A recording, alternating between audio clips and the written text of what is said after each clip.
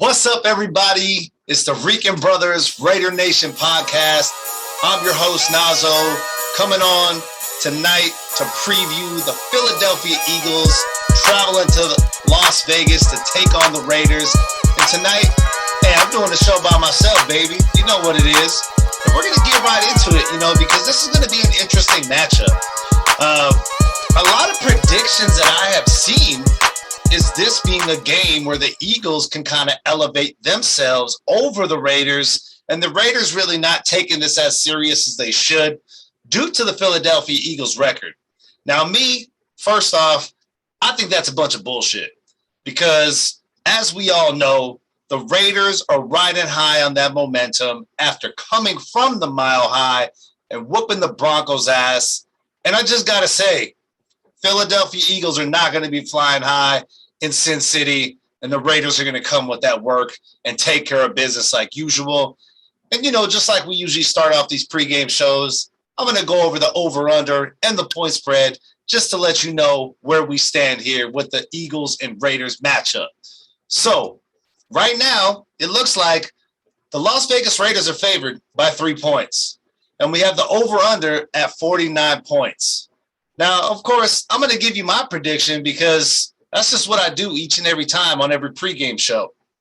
I think the point spread is favorable if you are a betting man or a betting woman or a betting person, however you like to refer to yourself as. And the odds for this week in the NFL overall, the point spreads are kind of a little shitty in my opinion. So I think with this one, the Raiders would be a favorable matchup to pick just because they will cover that 3-point spread. And my prediction here will be a 33-17 victory by the Raiders at home. They will cover the spread, and they will get another one for Bisaccia Mafia, a.k.a. the new interim head coach, Rich Bisaccia. And he's having these boys playing, on full blow steam. So this game is really going to be a great one. I really can't wait. I think that a lot of the momentum from last week, I don't think it's going to fizzle out, not by a long shot. And I personally feel that with the way that the players are now, feeling around the organization, them having the appropriate support after all the stuff that happened with John Gruden, the residual effects of the John Gruden era being stopped and the torch being passed on to Rich Bisaccia, I think those players do have that confidence in this coaching staff. And I got to give it up to Greg Olsen. I really do, because Greg Olsen called an amazing game last game.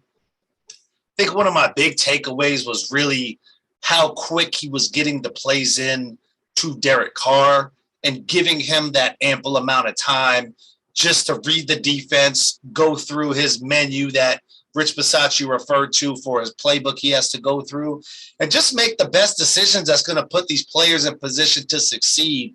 Because we got a squad, y'all. Like, at the end of the day, people want to talk shit about this Raiders team in its entirety on offense and on defense.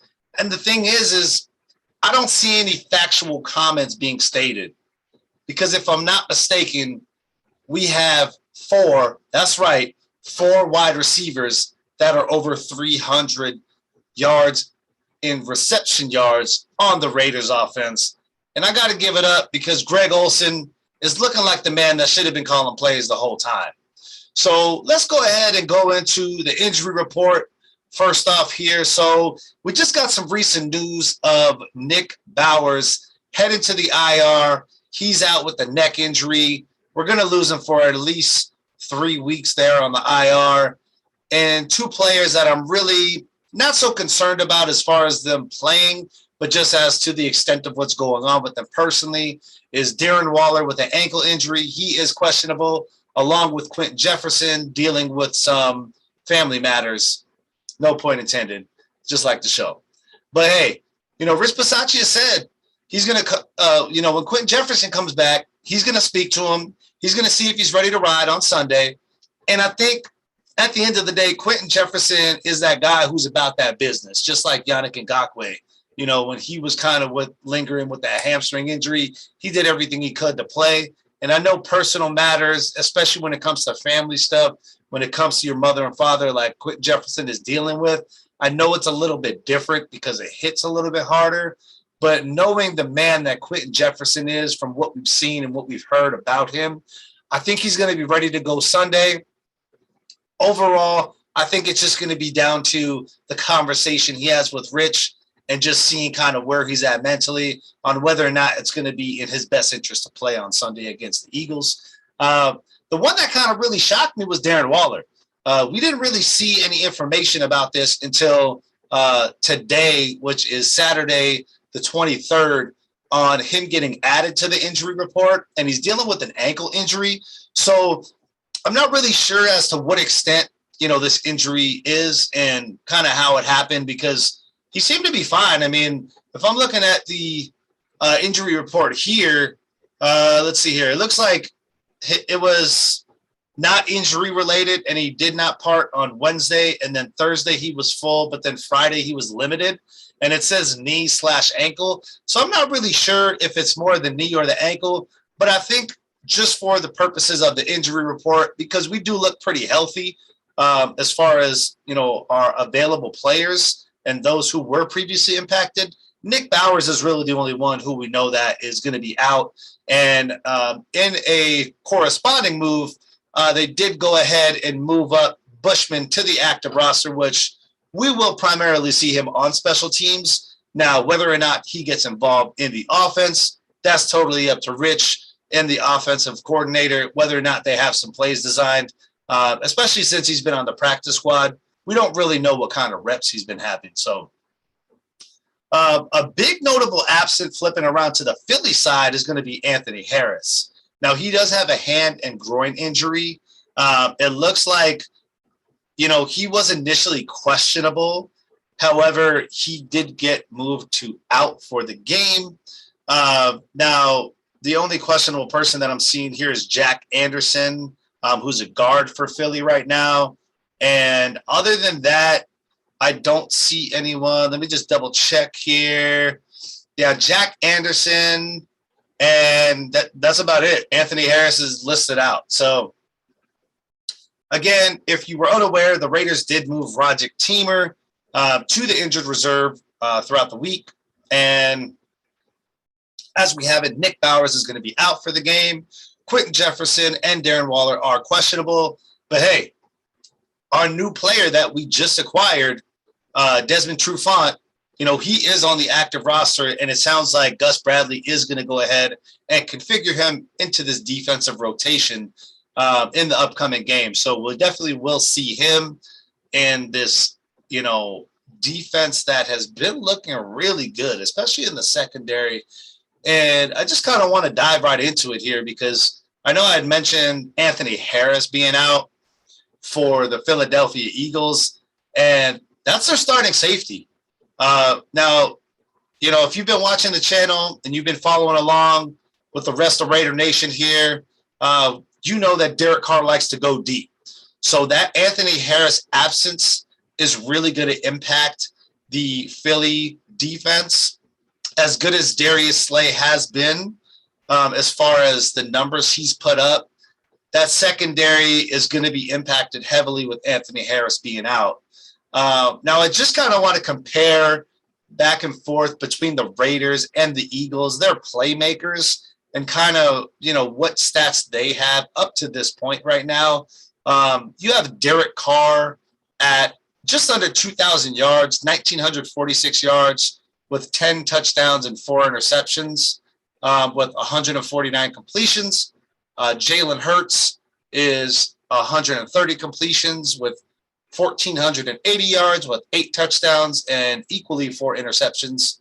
And crazy thing is Jalen Hurts is actually leading Philly with 300 rushing yards in those 5 touchdowns. Josh Jacobs has been getting healthier and healthier every game. And, right now for us, he has 4 touchdowns. In our rushing game, there definitely needs to be some improvement, and we're going to talk about that here later in the show. But right now, the needle is pointing up for Josh Jacobs, and that's a great sign. And it's something that we've really wanted, especially with the way that this offense operates.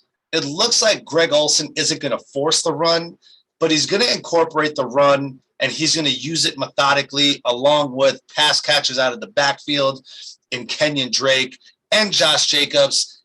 And it's going to be a beautiful thing because I think Greg Olsen, as much shit as he's gotten for the play calling back in Jacksonville, this is a way better squad. Like, let's just be honest, okay? And the things that he's able to do with this unit, we're going to start to see some creativity. We're going to start to see some play calling that maybe the fan base has wanted, but wasn't present while John Gruden was the one calling plays. And I think a big part of that is going to be the play action. But again, we'll get into that more later when we speak about this offense. And of course, like always, I'm going to give you my picks on offense, my picks on defense. And I already gave you the score prediction of 33-17, Raiders in favor, and covering that spread of the 3-point spread and the total points as well, being 50 points, so over the 49-point mark. For the receiving yards, we're looking at the battle of two Alabama greats. The Heisman Trophy winner in Devontae Smith. He has 345 yards off of 27 receptions and 1 touchdown versus Henry Ruggs, 20 receptions for 445 yards with 2 touchdowns. And, it's going to be a beautiful thing to see because on both sides of the ball, we have an ample amount of Alabama players that are going to be playing in this game here in Vegas. And just to see Devontae Smith and Henry Ruggs on the same field, I think it's something a lot of people never really thought would come in such a good atmosphere in Vegas. But it's going to be something to see. Jalen Hurts, that's definitely his number one receiver that he's going to go to. I think they're going to go to him early and often. But again, we'll get more into that kind of as we go through the show here. As I just kind of want to break down, the playmakers on each side, kind of where they stand right now through 6 weeks. And, the big thing here is, as far as these teams are concerned, they match up pretty well. You got the Eagles at 22.8 points a game, and you have the Raiders at 24.5 points a game. Now, the Eagles are allowing 25.3 points per game versus the Raiders allowing 24 points per game. And the total yardage it's close, but not that close when you look at it because the total yardage for the Eagles is 360 versus 404 for the Raiders. Now, that breaks down even more to the Eagles kind of having 246.7 passing yards with 113.7 rushing yards. And, the Raiders being a lot more favorable to the pass with 324.3 versus 79.8 rushing. So the big thing that's kind of crazy is like these defenses, they both do allow over 350 yards for their oppositions, with the Philadelphia Eagles giving up 359.2 yards and 367.3 yards for Vegas. Now, the way that breaks down even more is the Eagles giving up 223.8 passing yards and 135.3 rushing yards, and the Raiders giving up 236.7 passing yards and 130 rushing yards. So, these teams are actually really close in the way that they match up, and the records are, I don't want to say they're too far apart, but they're significant enough to where you could see where the success kind of lies for each of the teams as far as the matchups they've had so far. The Eagles come in at 2-4, right? So some might think, hey, this may be a trap game for the Raiders. What happens if they sleep on them and they're not taking them that seriously? The Raiders are 4-2. They came off of a 2-game skid, went into the Mile High, and they put that work on the Broncos. Like, let's just not avoid the conversation of not only did the Raiders respond, but they sent the message saying, hey, listen, we don't care who the coach is. We're going to play for each other, and we're going to play hard. We're going to finish, and we're going to play our asses off for the guy who's next to us. And this new coach, yeah, we want him to stay. So we're going to make sure he does by winning these games in a definitive fashion. Because when you look at that last game against the Broncos, 34-24, it really doesn't tell you the whole picture because, I mean, if you want to really talk about it, we won 34-17. The last touchdown I was giving up was kind of BS. And, you know, the defense is playing great. And I think that's only going to continue to improve just because the players are just playing so loose. So with that being said, I mean, offensively for the Raiders, right? Derek Carr's having a great season.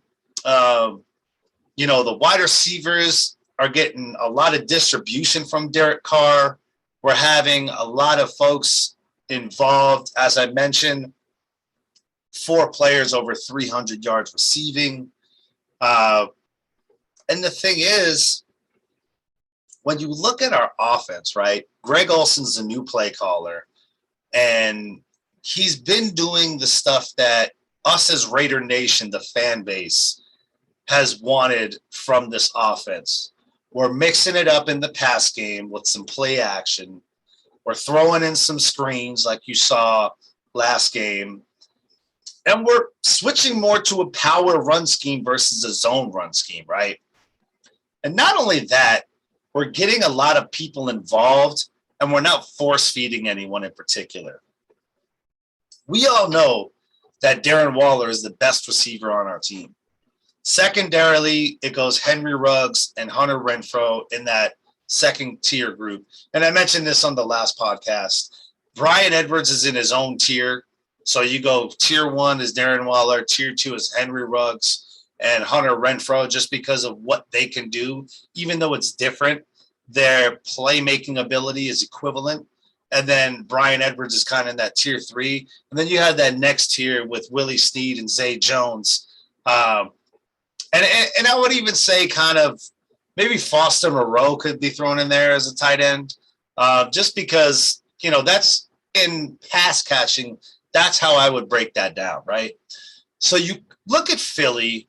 Now, as far as Philly's ranking, as far as their defense, right?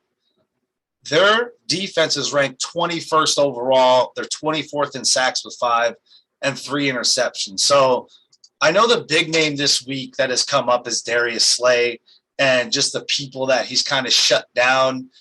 And I will say, with the absence of Anthony Harris, I think that's a big red flag for me if I'm betting on the Eagles for the sole purpose of that's where Derek Carr is number 1, is deep throw passes and how many of them in his completions. So when you take away your premier safety out of that starting defense and you have someone who's kind of a question mark back there, Derek Carr is going to pick up on that, okay? So we may see a heavy involvement not only of Henry Ruggs, but also Darren Waller, with the hopes that he does play, because I understand that he is questionable coming into this game. But with the new scheme that we're seeing, where there's more play action, there's more screens, and using the deep ball methodically, not forcing the deep ball just to have a big splash play, I think it's going to be a lot of trouble for the Eagles, especially with how this offense operates. If Derek Carr continues to get the play calling as soon as he has with Greg Olson, you can count on your ass that we are going to feast in the deep ball game. And that's going to be big troubles for the Eagles. Now, if you're asking me kind of who is going to play a pivotal role in this one as far as the offense, I see Hunter Renfrow and Henry Ruggs really playing a pivotal role in this one. Those are kind of the 2 guys that first jumped out to me, just because as far as being in the slot, it seems like Darius Slay is going to end up being with Henry Ruggs, just because, you know, you want your best corner on the potential big play and the best receiver, because we all know that Darius Slay is not going to be on Darren Waller. Now, coming into this game, the Eagles have given up the most points and the most yards to the tight ends. So it wouldn't surprise me that it becomes the Darren Waller show either. So if Darren Waller plays, which right now, I mean, as far as it being questionable, let's just call it probable. So he's most likely going to play. If I have two players that are really going to stand out in this one, and these are my picks right now, I'm probably going to go Hunter Renfrow and Darren Waller as having some breakout games here. Now, I do believe that Henry Ruggs is going to be utilized for opening up the underneath and the passes that will go to Hunter Renfrow, just because they're going to be looking deep, and Hunter Renfrow is, of course, going to take that underneath portion of that field out. And, you know, with the Philadelphia Eagles run defense, I mean, as it stands right now, they give up 135 yards per game. I'm calling right now that Josh Jacobs is at least having one touchdown in this game. And he is going to rush for over 70 yards. And I know that with the way that this offensive line has been playing, let's just give a shout out to Alex Leatherwood. I thought it was great what he was talking about when he had his press conference. And I kind of almost feel bad for him because I don't think he likes to publicly speak, but I think he's a very intelligent, young man. And he was like, hey, I'll play safety. I'll play tight end. Wherever this team needs me, that's where I'm going to play. And with an attitude like that, that's the type of player you want on your team, because he is willing to do whatever it takes for this team to win. And as you could see, you know, his grading last week was over a 62 in PFF for his offensive line rating. And I think it just says a lot as to, with this offensive line group, if you're shifting and swapping people out and playing this revolving door, you're never going to get that cohesiveness that you need to get this offensive line kind of up and going. And I know that a lot of Raider Nation, I'm right there with you. The frustration's been present for me as well with the offensive line. But after last week, you got to have those positive takeaways. And of course, there's going to be things for them to continue to work on. But Alex Leatherwood even said it. He said it's 1,000% easier for him to play guard than it is to play tackle. And I think with this unit, you know, things are going to start rolling in the right direction. And I know how big it is coming off of a big win is like a hoorah, you know, like we won for Coach Bisaccia. Let's not forget, a lot of those wins and statistics that we've seen for those teams that win after losing their head coach, that was because the team was not performing and the head coach was removed. This is a way, way bigger, different situation.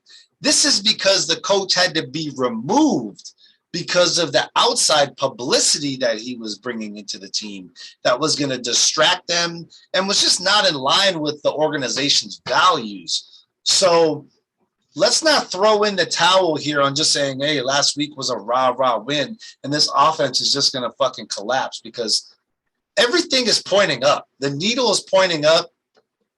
You know, Josh Jacobs said something that was really key that I know a lot of reporters themselves have spoke about, with it being a more relaxed and more calm atmosphere. You didn't have a guy who was cussing at the referees, who was chewing your ass out, you know, if you missed something. It's on to the next play, because that's the way you play the game. You learn from the last play and look forward to the next play and you execute. And that's exactly what this team is doing. And to be quite frank, I don't know if you all listened to that Josh Jacobs post-game in the tunnel interview that he did with the reporter, but he said, we don't care who the coach is, which they do. But what he's saying is I don't care who was here before. This is a player-driven team, and the players are the one that's going to get the success, and it's going to fall on the players' shoulders if they do not, because all the pieces are in place with this offense. Greg Olsen, I think, recognizes that this offensive line needs to be more mobile. They need to move with these screens. We saw some success against Denver. I can guarantee you play action and the screen pass is going to be more relevant and more present in this game moving forward. Because if you look at it, if you rush the ball on this defense of the Philadelphia Eagles, which hey, they got great guys up front. Derek Barnett, he's a great defensive tackle. And they got a decent linebacking core, but their front four is really those guys who are kind of stout and they are playmakers. Now, they're not big name guys who are going to scream off the sheet, but they are playmakers and they hold their own. And the NFC is always tough. Whenever the NFC, AFC matchups come about, they're always a tough out. But with the way that this offensive line is moving, the direction with the cohesion, every game has statistically gotten better. And the thing that I'm looking forward to is not only will they have a lot of variety in this offense, but with the success of the screen pass, which I've been calling for it all year. I've been like, you have this athletic, quicker group on the offensive line, but yet you're trying to sit here and ground and pound on, these runs when you should get these guys going and get them moving, because it seems like that's playing more to their strength. And Greg Olsen identified it, on the screen that they had. Josh Jacobs literally went for 40 yards or 35 yards, something like that. And when you see that type of success, especially the positivity on the right side behind Brandon Parker and Alex Leatherwood on those runs by Kenyon Drake and Josh Jacobs, and then running a screen on the right side as well, those are things that get identified by Greg Olsen, that there's a good variety right there that's going to be thrown at the Philadelphia Eagles, going back to my point about the rushing yards that's allowed, because, yeah, we're going to run to the right. We're going to run to the left. We're going to switch it up and screen pass. We're going to go ahead and do some play action to catch them kind of on their heels a little bit. And the thing is that is what is going to keep the offense of the Raiders moving forward, scoring early and often, and just get them out to a fast start. Because now it's not this one-dimensional, we're going to run two downs, we're going to throw on third down, and that's it. Now you guys kind of know, and the predictability's out in the open, like what John Gruden was doing. And I'm not saying that this team miraculously got good overnight. The talent has always been there. It's just the way that you use these players. I think it's more identified now as we're going to get Drake more involved, okay? Let's not forget about it. Drake and Jacobs, they're going to get more involved. Excuse me. And with Jacobs, I think the big thing with him is he will get a lot of rushes, and I think he is going to get over that 60-yard mark, 70-yard mark. I think he's definitely going to rush for more than that. And I see him being used in a way that he's going to be twofold. Not only will they continue to run the screens with him and the rushes, but I think it'll be kind of a shift where it's like they'll go ahead and run with Jacobs, come in and run with the screen with Drake, come in and run with Drake, and then come with a screen with Jacobs. Because I just think that whenever you have a certain player in there like Jacobs and Drake, you kind of know, okay, Jacobs is your bruiser, Drake is like your pass catcher, so you kind of know what to expect. I think Ole really opens up this playbook and allows Derek Carr to kind of keep them guessing so we can keep the offense moving downfield. And, what that does is it opens up the pass because not only can you go ahead and keep them on their toes with the run, whether we may be running a screen or a draw or, misdirection or, whatever the case may be, we're going to be utilizing those underneath routes by taking the top off with Henry Ruggs and opening up that old space, in the middle of the field, because let's not forget that safety, whoever is playing in place of Anthony Harris, and I want to look it up here just because I feel like, if I don't know who it is, then it's going to bother me.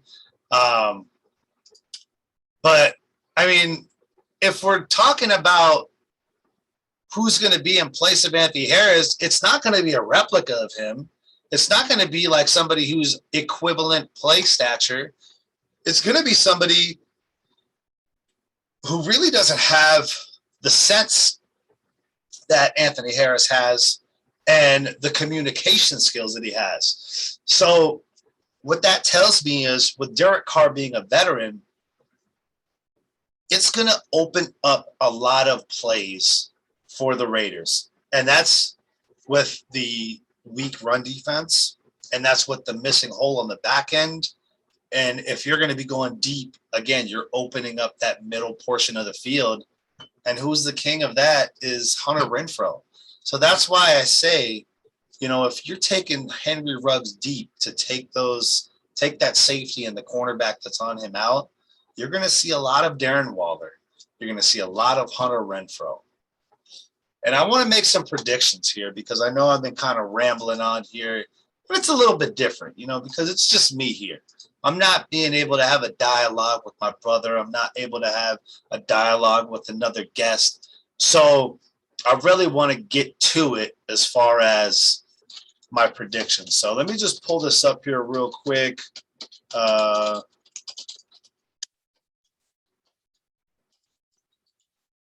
Let's see here. So for the Raiders, I am predicting Hunter Renfrow to have over 60 yards with a touchdown and Darren Waller over 70 yards with a touchdown. And with that being said, I think Drake and Jacobs both get a rushing touchdown. I don't think Henry Ruggs or Bryan Edwards will get a touchdown in this game. However, I definitely do think that in this game, they are going to open up, both Bryan Edwards and Henry Ruggs are going to open up that middle of the field for Darren Waller underneath and not Henry Ruggs, but Hunter Renfrow, in his slot position. Because the thing is, you got to use Henry Ruggs to open up that middle of the field on this type of defense because of the fact of them missing that key piece in Anthony Harris. With the rushing defense that the Eagles have, I don't want to see something like the Chargers matchup where they look like they're a top 5 rush defense, because that's just not true. We see the statistics and the yards allowed, 135 yards per game. That's why I'm saying Josh Jacobs is going to get between 60 to 70. And I think Kenyon Drake gets right around 50. And we have around 120 to 130 yards rushing in this game. And we may see a scramble or two from Derek Carr. Now, as far as Waller is concerned, I'm looking at, again, about 60 to 70 yards for Waller with a touchdown, and Hunter Renfrow having anywhere between 50 to 65 yards with a touchdown. I think we can count on Henry Ruggs having 80 yards in this game, and Bryan Edwards with around 60 yards in this game. So I think there's going to be a lot of distribution. Now, keep in mind, I definitely do believe that Josh Jacobs is going to get some pass catches out of the back. I think Jalen Richard is going to get pulled into, not only some running plays, but some pass catching plays. I think more of just the rotation with Jalen Richard. He's going to most likely only get pass catching plays.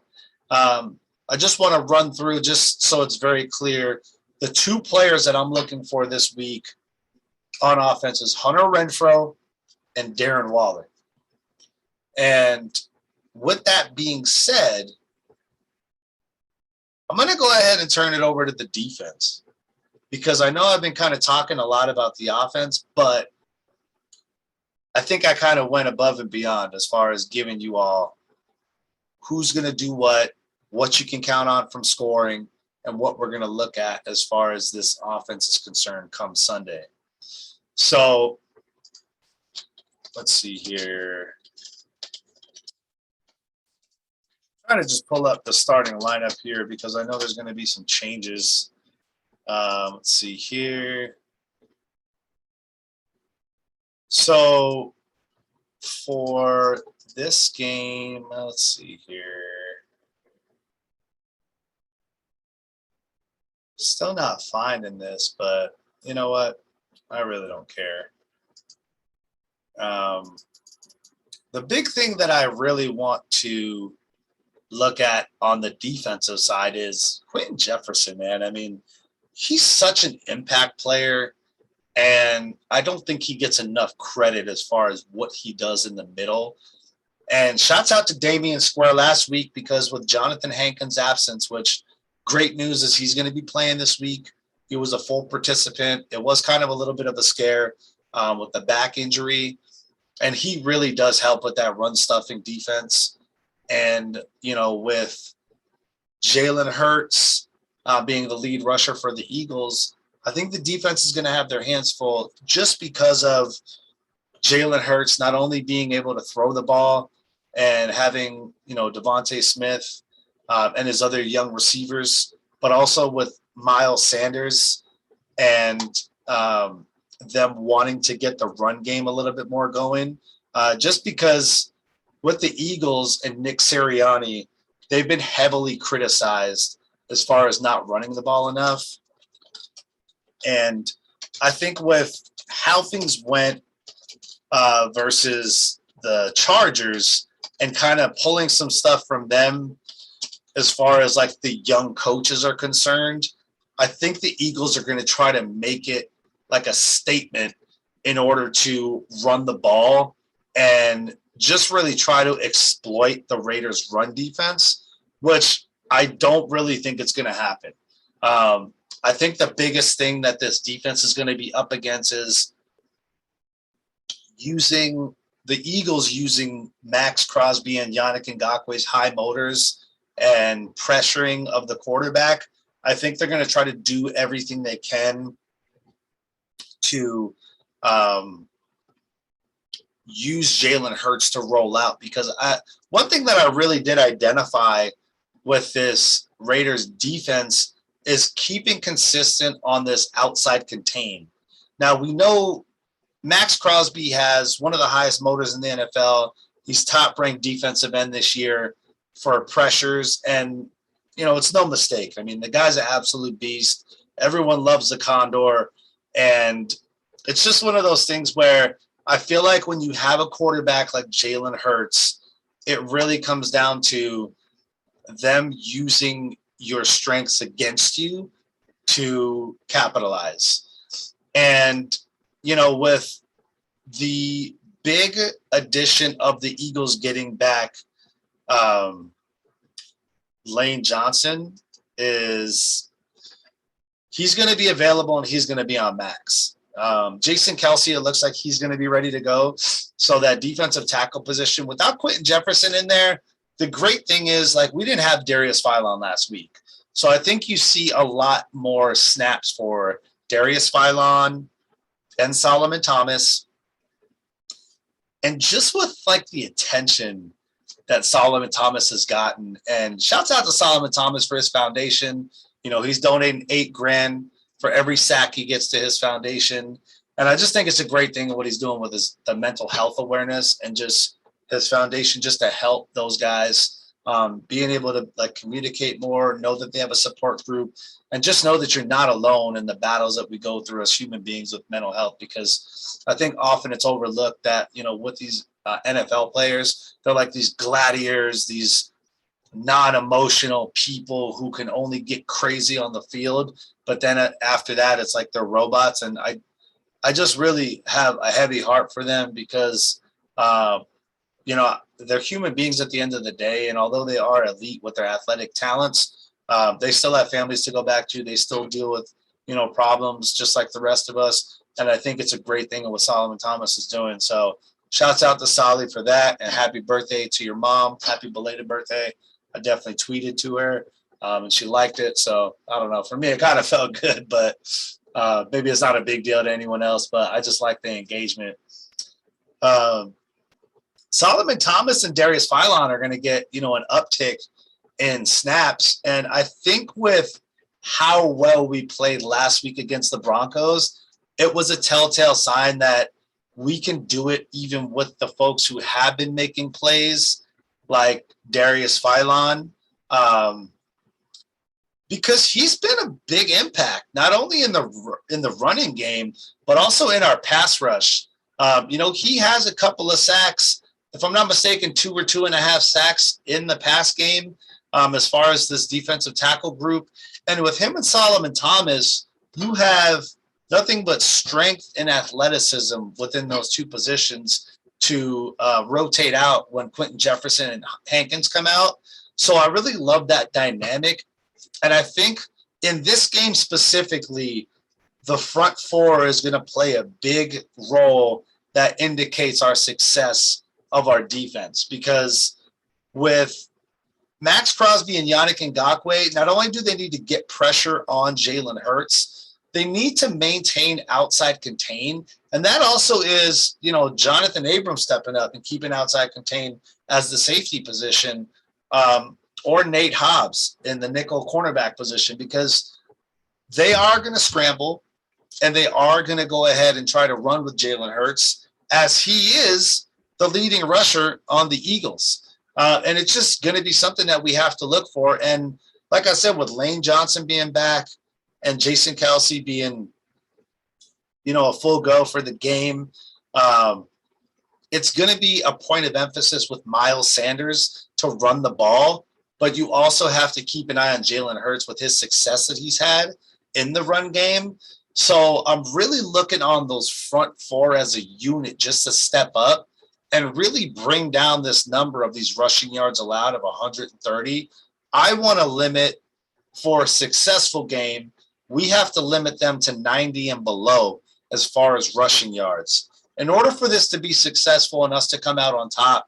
Because if we keep them to 90 and below and 200 yards passing or less, I think that that's going to be something that'll allow us to definitively walk away with the victory and keep the morale of this group and the arrow pointing up as far as the strides and progress. Because earlier on in my podcast with my brother that we were going over for the Rican Brother Raidernation podcast, I let him know that I don't think it's going to be until maybe week 8 where the defense really hits their stride. But at this point, I think the defense is doing a great job of not only player accountability, but one group making another stronger, such as the defensive line up front is making that back end even stronger because they're playing better ball and they're getting coverage sacks, which in turn, allows the secondary to get those picks based on the rush up front. So it's like hand in hand, and that always is the recipe for a successful defense. Now, this week is when the linebackers need to step up and keep that running to a minimum because, they're going to have to keep an eye on Miles Sanders and Jalen Hurts in order to get that success, because I think on the back end, we're going to be good with the coverage. Like, we have one of the healthiest lineups right now with only really one guy who's going to be out and the other two questionable. I think this is the healthiest we've been, especially with the emergence of Brandon Faison.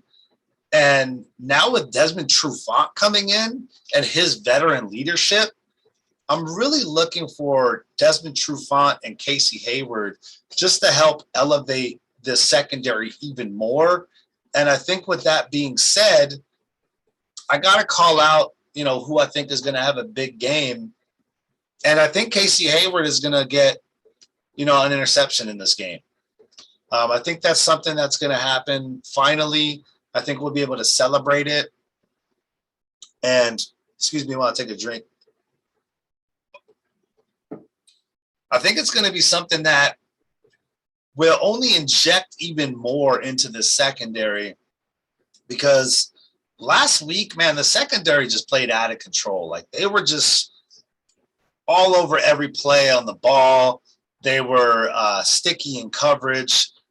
And, yeah, we did have some mishaps, and I think that had something to do with, having the wrong personnel group in there. Because Amik Robertson is, let's just call it what it is, he played himself out of a role. So in this game specifically, we're going to see a lot more Brandon Faison. We're going to see Desmond Trufant rotating in and out.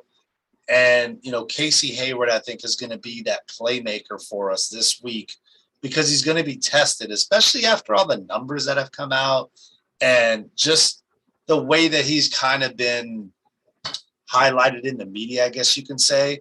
I think people are going to try to test him. And I don't think he's the right person to test because he's healthy this year. We're getting the best version of him. And I think with him and Desmond Trufant, I think it kind of is going to elevate his game because now there's another veteran on that secondary that's going to kind of push him a little bit to ask a little bit more of Casey Hayward, even though he's been playing great. I just think with Desmond Trufant being in the secondary, yes, he's going to be in a backup role, but let's call it what it is. He's another Casey Hayward type veteran that has a knack for the football. He's going to help bring along some of these other young players, and he's going to show them what it looks like to be ready on game day.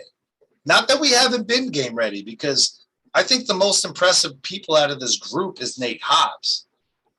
Nate Hobbs as a rookie and Trayvon Merrick have literally shown up, and they haven't even been fazed by everything that's been in front of them. Now, we're going to get tested. I think that Jalen Hurts, not only with his playmaking ability on his feet as far as running the ball, he's going to be scrambling and he's going to be looking for Dallas Goddard, however you say his name, because he is a tight end. Now with Zach Ertz being removed, he's the guy who's going to step up. And let's just call it what it is. The defense of the Raiders have had some troubles covering tight ends. So I think with that right player personnel, which I'd much rather have Brandon Faison in there at 6'2" rather than Amik Robertson, at 5'8", covering these guys downfield who are big receivers. I think we're going to have the correct personnel. So when we do rotate and pick up that tight end, there's going to be better bodies that are available on the field so we can make those plays. Now, I know I mentioned the linebacking crew as one of the units that have to step up this week. We need to talk about Denzel Pyramid, man, because I don't know if you guys have been watching the same games I have, but this guy is an absolute sideline-to-sideline beast. He's number one in tackles in the NFL at the linebacking position, and he's probably one of our best pickups late in the season next to KJ Wright. He has 2 fumble recoveries, so he has a knack for the football. And again, one of those fumbles were punched out by Solomon Thomas last week. So, it's kind of everyone going, for that big play and those turnovers like Gus Bradley said, and Yannick Ngakoue even reiterated. And Gus Bradley's type defense, it leaves you the opportunity to make those plays and get those turnovers and put the ball back on the offense's hands so we can go out and win some games, right? Because we want to score points ultimately. I mean, I know it's a dumb thing to say because it's just so blatantly obvious when you play football, but Gus Bradley's defense allows these players to really hit home on that initiative and just put them in the position to where they're surrounding the ball and really gang tackling, swarming the ball. And I love seeing Jonathan Abram and Denzel Pyramid around the ball. But this week I'm really looking to Denzel Pyramid leading that linebacking core and really, settling in and stopping this run. This week we'll probably see a lot more KJ Wright just because I think that they're going to put an emphasis more on the run. And I think it's going to be KJ Wright's opportunity because he's not great in pass coverage. I know that Corey Littleton has kind of been out of that group, the one who does have better pass coverage abilities, even though he's been pretty much average as far as pass coverage. He's been having quietly a great year. I think we're going to see a lot more of KJ Wright and Denzel Pyramid in there with Littleton because I know usually KJ Wright gets cycled out when they run those dime packages and they're bringing in those other DBs. So the initiative this week that I see us going in with this defense is not only attacking Jalen Hurts pass rushing wise, but being consistent with our outside contain and being disciplined and not over pursuing. Um, and I think the two people that I really want to call out here on the defense this week is really Casey Hayward and Nate Hobbs. I think Nate Hobbs is going to have a great game. And I think he's going to be a big influence on stopping them on third down. Just because of play recognition, he's amazing at.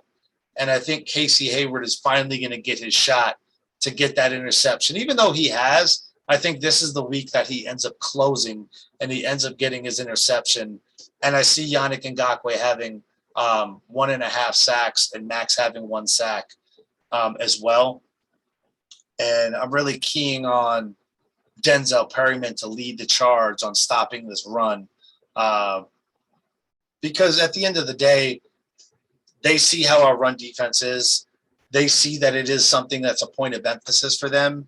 And at this point, being 2-4, you really can't lose on really pushing the running attack on a team that's given up 130 rush yards per game. So just to kind of recap on the offensive side, I'm looking at Hunter Renfrow and Darren Waller to be my standouts. You guys can, go back in the video and kind of key in on my specific statistics per the defensive personnel. I'll kind of recap for you on defense. I'm looking at Nate Hobbs and Casey Hayward, with Casey Hayward getting an interception this week, and Yannick Ngakoue with a 1.5 sacks and Max Crosby with a sack. And you know what? I'm going to give that other 1/2 sack because I think we're going to get 3 in total to Darius Philon. I think he's going to get in on that with Yannick Ngakoue, and I think it's going to be, a beautiful thing. And I really want to see one particular player show up more in this game because he had such a big impact in the first couple of weeks. And I know personally he's probably been going through some things just because he's a lone ranger on the team. But I want to see Carl Nassib get in there. I want to see him really come to life because I know he's probably going through a lot of stuff personally and emotionally, just being the only, gay player on the team. And there's absolutely nothing wrong with who he is as a person. I just know that, with the support of his team, he probably had a rough week last week because he had to take that personal day. And, again, he's a lone ranger. I mean, he's the only one who's in that category on that team. And I think last week was just kind of, getting out whatever it was that, was disturbing his playmaking, because we know that he's very well capable of making big plays. That he's the reason, for that week 1 victory with the Lamar Jackson fumble that he punched out. And I think this week we see even more in tune defensive front, up front, the front four, I think. And, he could make a lot of plays in containing Jalen Hurts because he's one of those guys who stays disciplined on the outside. I don't think he over pursues ever, but he always does have leverage on those tackles he goes up against. So that's kind of my sleeper pick on the defense, just for him to have, a couple flash plays there in that game. So I'm really hoping that, the Raiders prove me right on my predictions. I'm not really counting on the Eagles being an explosive offense and just wiping the floor with us. I think they're going to give us a big push kind of in the second and third quarter, but I think the first and the fourth quarter, that's where we're going to kind of be more dominant.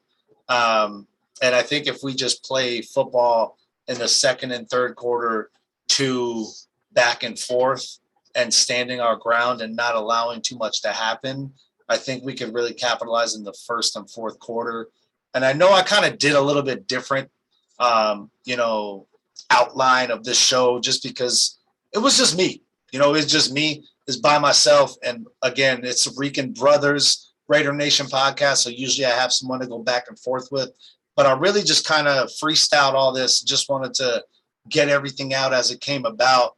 But that tight end position and the run game is really something that we really need to hone in on So with that being said, I'll give you my 3 keys to victory. So my 3 keys to victory are going to be on offense, taking what the defense gives us and following the flow of what the defense gives us to the big plays.